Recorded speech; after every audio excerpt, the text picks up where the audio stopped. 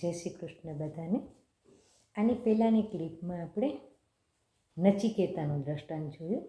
એ હતું કૃષ્ણ કઠોપનિષદનું, બરાબર. એના પછી બીજું જોયું યાજ્ઞવલ્કના પત્ની મૈત્રેયી. એ બૃહદ આરણ્યક ઉપનિષદની વાત હતી. હવે આજે આપણે પૂજ્ય, લગભગ મારા ખ્યાલથી પૂજ્ય મોરારી બાપુએ એમના સત્સંગમાં એક પ્રસંગનું વર્ણન કર્યું હતું.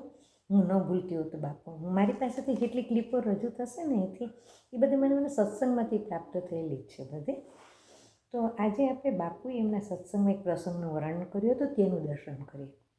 બાપુ કહે છે, જીવનમાં એટલી સ્પીડે, એટલી ઝડપે ન જવું જોઈએ આપણે કે આપણી આગળ પાછળ આજુબાજુ આપણે કોઈને જોઈ ન શકીએ. એક વિચરતી જાતિનો છોકરો હતો. એ અને એનો નાનો ભાઈ બંને હાઈવેની બાજુમાંથી પસાર થઈ રહ્યા હતા. એટલામાં અચાનક એના નાના ભાઈને ફીટ આવી. ફીટ આવે એટલે માણસ ધ્રુજવા લાગે. Just like paralysis attack. એના મોઢામાંથી ફીણ નીકળવા લાગ્યા. મોટો ભાઈ ગભરાઈ ગયો. એની પાસે એટલા પૈસા નહોતા કે એ રિક્ષામાં પોતાના ભાઈને દવાખાને લઈ જાય. એ હાઈવે પર ઊભો રહ્યો. એને એમ કે કોઈ ગાડી રોકે તો એની ગાડીમાં પોતાના ભાઈને બેસાડીને દવાખાને લઈ જાઉં. પણ કોઈ ગાડી રૂકે નહીં, બધા સ્પીડમાં જઈ જ રહ્યા હતા. સમય નીકળવા લાગ્યો. એને ભાઈની ચિંતા થવા લાગી. થોડોક મનમાં ગુસ્સો પણ આવ્યો. એટલે મેં છોકરાને શું સૂઝ્યું, પછીથી એની ધીરજનો પણ અંત આવી ગયો.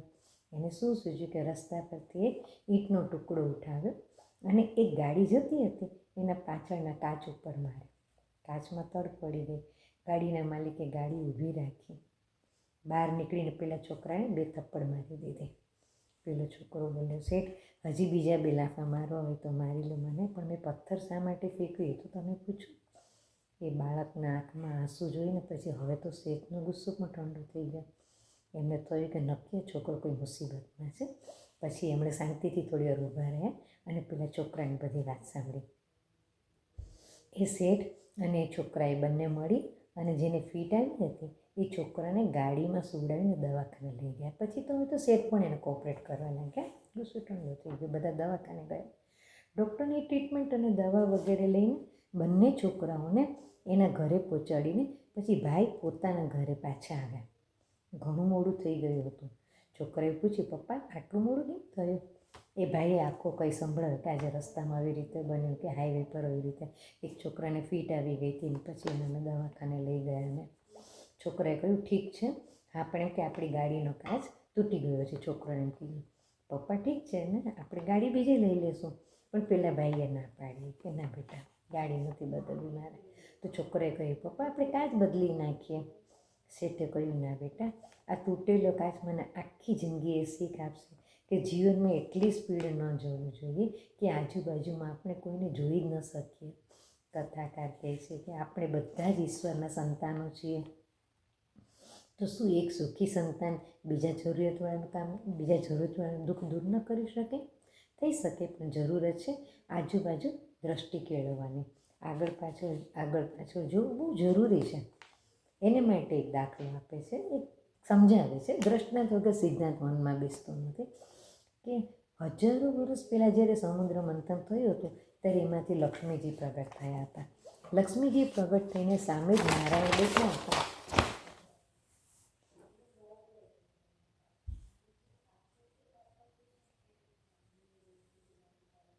નારાયણના ગળામાં વરમાળા પહેરાવી. સામે જ નારાયણ બેઠા હતા, એમના ગળામાં વરમાળા પહેરાવી. મતલબ કે લક્ષ્મીજી નારાયણને પરણ્યા. લક્ષ્મીજી જેવી નારાયણના ગળામાં વરમાળા પહેરાવી કે તરત જ નારાયણે આજુબાજુ દ્રષ્ટિ દોડાવીને ચારે બાજુ જોયું. નારાયણથી તો શું છૂપું રહી શકે? એણે કંઈ આજુબાજુ જોવાનું જરૂર જ નહોતી. એ તો સમસ્ત જગતના કરતા ધરતા છે. એ તો જગતને ઉત્પન્ન કરનાર છે. એને કોઈ જોવાની જરૂર નથી. અત્યારે વિશ્વમાં આશરે 8 અબજની વસ્તી છે, બરાબર? ઈશ્વર તો દરેકના મનની વાત જાણે છે. એને કોઈ જોવાની જરૂર જ નથી. એનાથી તો કંઈ અજાણ જ નથી.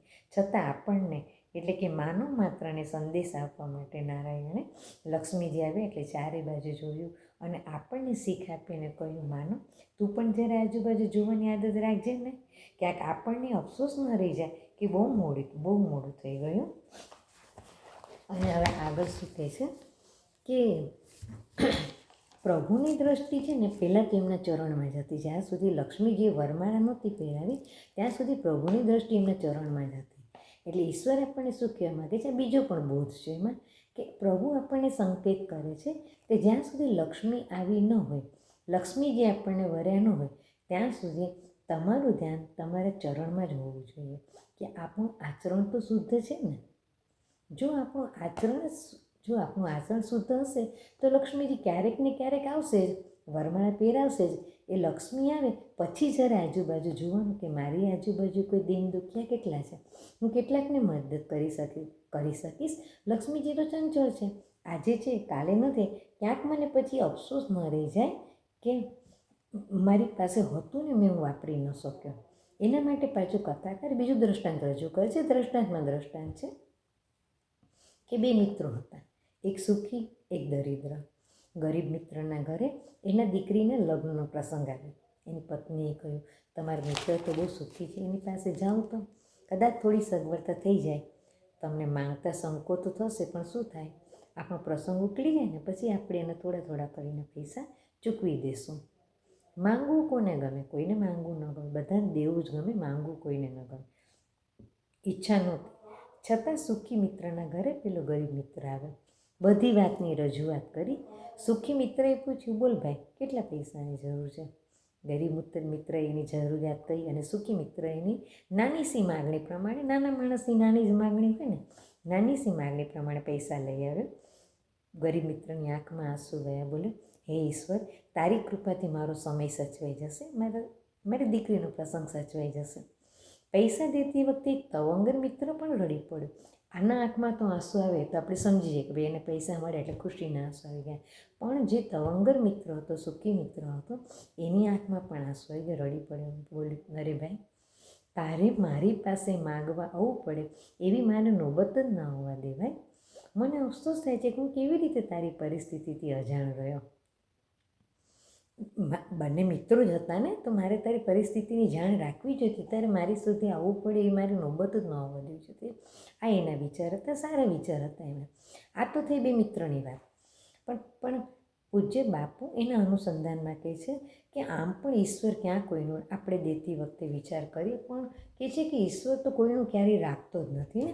એટલે નરસિંહ મહેતાનો એક પદ છે, એના માટે નરસિંહ મહેતા કહે છે કે કોઈનો ભાર ન રાખે મુરારી, આપે વ્યાજ સહિત ગિરિધારી. ભગવાન તો કોઈનું ઋણ રાખતા જ નથી, વ્યાજ સાથે પાછું આપી દે છે. જેમ ઈશ્વર કોઈનું રાખતા નથી એમ જગત પણ તો રાખતું નથી. જગતને આપણે જે આપીએ છીએ એ જગત આપણને પાછું આપી જ દે છે. બીજાના વડે પણ આપણે કંઈક પામીએ છીએ. આપણે કોઈને સન્માન આપીએ અને કદાચ આપણને એ વ્યક્તિ સન્માન આપે કે ન આપે, પણ બીજા વડે, બીજા કોઈ દ્વારા આપણને એ સન્માન પ્રાપ્ત થઈ જ જાય છે. આપણે સન્માન આપ્યું હશે તો સન્માન મળશે, અપમાન કર્યું હશે તો અપમાન આપણને મળી જશે. એ પ્રમાણે પ્રકૃતિ પણ આપણું દીધેલું આપણને પાછું આપેલું છે. એના માટે એક વાત કહે છે કે એક ગામમાં દુકાળ પડ્યો, વરસાદ માટે યજ્ઞ કર્યો, વરસાદ ન થયો, પણ બીજે દિવસે બાજુના ગામમાં વરસાદ થયો. બરાબર, તે ગામમાં વરસાદ ન થયો, પણ બીજે દિવસે બાજુના ગામમાં વરસાદ થયો અને એનો લાભ પાણીની નહેર દ્વારા આ ગામવાળાને પણ મળ્યો. આમ આપણી અપેક્ષા બીજા પાસેથી પણ પૂર્ણ થઈ જાય છે. ટૂંકમાં આપણે જે આપીએ છીએ એ આપણને મળી જ જાય છે. અસ્તુ. જય શ્રી કૃષ્ણ.